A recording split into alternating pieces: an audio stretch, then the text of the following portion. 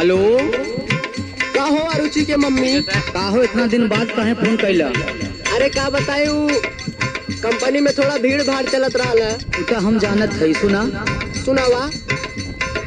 कैसे समारी दुल्हा चढ़ली जवानिया,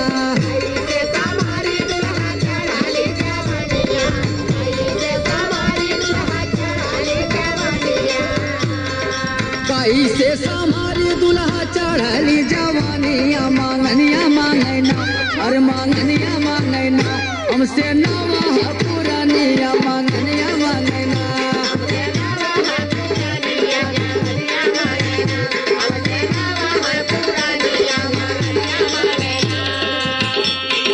अरे इतना प्रॉब्ल अगर होखे हाँ, तो डाबर भाई से संदेशा कहवा देले होती। उनसे का कही जो अपन जीव न संभाल पावे। सुना सुनावा।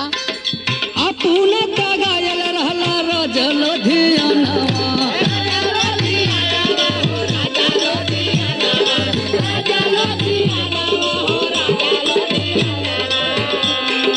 तोहरा बिना नीक नाही लागेला सजनवा,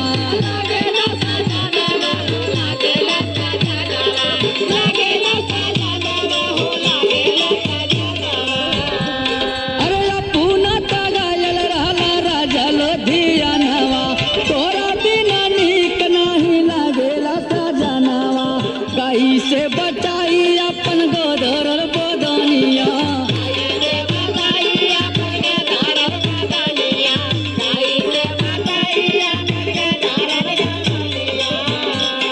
अरे कैसे बचाई अपन गोदरल बदनिया, मांगनिया मांगना, अरे मांगनिया मांगना, हमसे नवा